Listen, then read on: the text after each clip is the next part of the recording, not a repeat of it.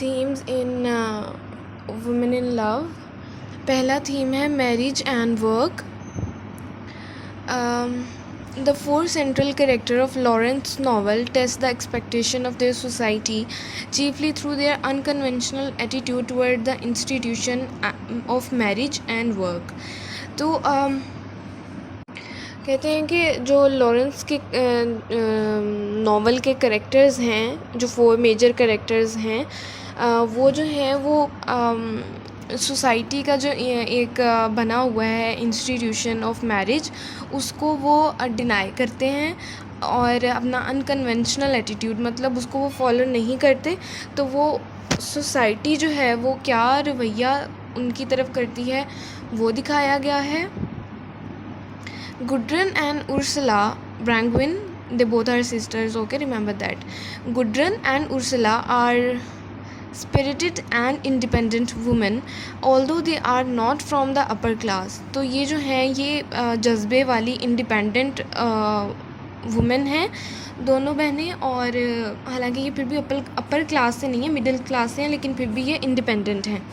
Meanwhile, Gerald and Birkin are their social superior, but both men are drawn to the Brangwyn and pursue marriage that defies social norms.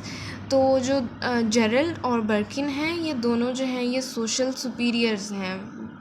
Social superior इस वजह से हैं कि ये दोनों main हैं, और लेकिन फिर भी ये इनकी तरफ जो है वो राग़िब होते हैं, इनसे शादी करना चाहते हैं सोशल नॉर्म्स को डिफाई करके. Birkin views the hyper-productivity of the modern era as a mistake. तो जो बर्किन है, रॉबर्ट बर्किन, वो जो मॉडर्न एरा है और उसकी जो प्रोडक्टिविटी है, उसमें जो भी इनोवेशंस आ रही हैं, उसको एक मिस्टेक समझता है.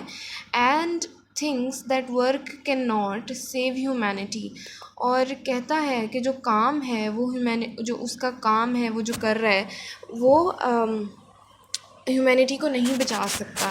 Gerald meanwhile throw himself into his work but believes in the advancement of technology as a mean of mastering the material of the अर्थ.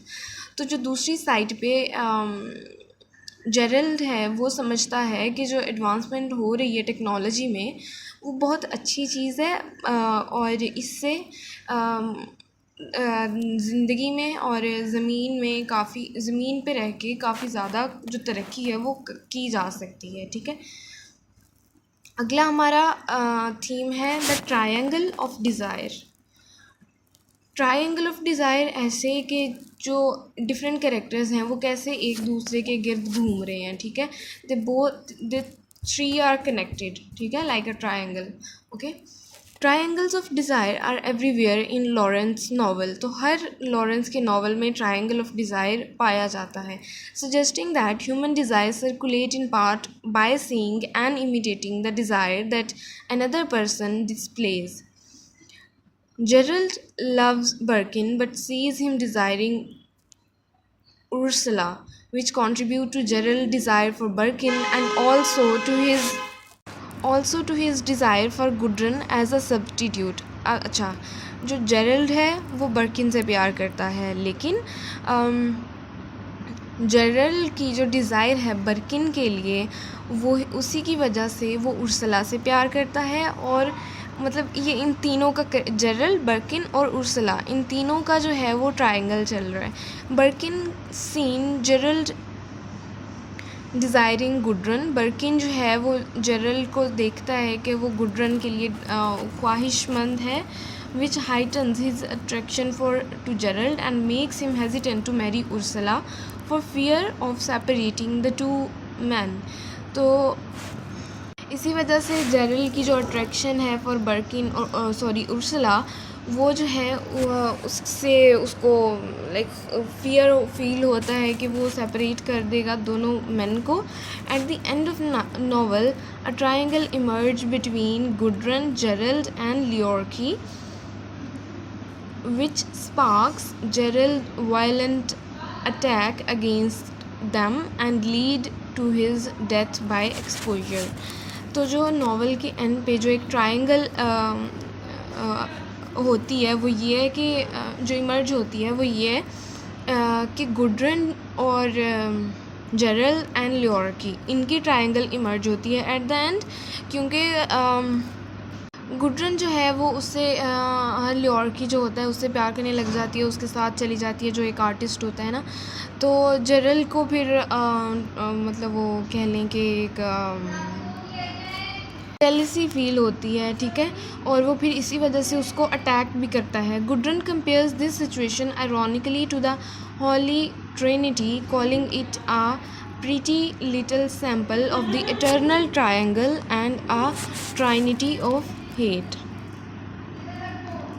अगला जो हमारे पास थीम है वो है decay and rebirth. Birkin is constantly unwell throughout the novel, and his body's physical decay and degradation symbolizes the spiritual decay that he associates with England and more broadly with modern European society.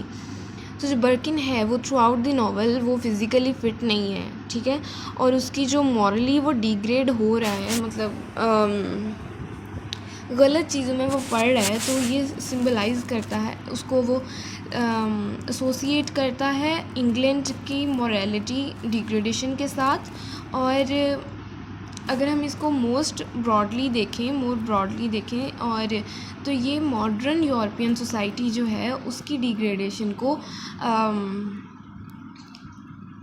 Symbolize करता है, ठीक है। Birkin philosophies throughout the novel about the essential link between creative life and destruction, associating the goddess of love Aphrodite with the power of dark and utter destruction. तो जो बर्किन है उसकी जो philosophy है वो ये है कि वो अपनी क्रिएटिव लाइफ और उसकी जो डिस्ट्रक्शन है उसको वो एसोसिएट करता है गॉडेस ऑफ लव के साथ, ठीक है। और गॉडेस ऑफ लव का नाम है एफ्रोडिटी, APHRODITE, ठीक है। Birkin also compares leaving England to the image of lice fleeing a dead corpse, as if the group trip to Innsbruck promises an escape from the inevitable destruction of English life. Birkin views the universe as endless cycle of decay and rebirth in the forms that are organic and inorganic, natural and cultural. तो जो बर्किन का view है दुनिया को देखने का वो ये है कि जो दुनिया है वो एक ऐसे साइकिल में है कि वो डिके भी हो रहा है और फिर उसकी रीबर्थ होती है। डिके मतलब डिस्ट्रक्शन हो रही है और उसके बाद रीबर्थ मतलब वो दोबारा से उसका कोई सल्यूशन निकल आता है और वो फिर से वैसे ही हो जाता है। पहले डिके होता है, फिर रीबर्थ होती है, फिर डिके होता है, फिर रीबर्थ होती है। तो ये ऑर्गेनिक भी है, इनऑर्गेनिक भी है, नेचुरल भी है और कल्चरल भी है, ठीक है। He thinks that society and its values must dissolve in order for human to be reborn and inhabit a new, stronger and more passionate form of existence.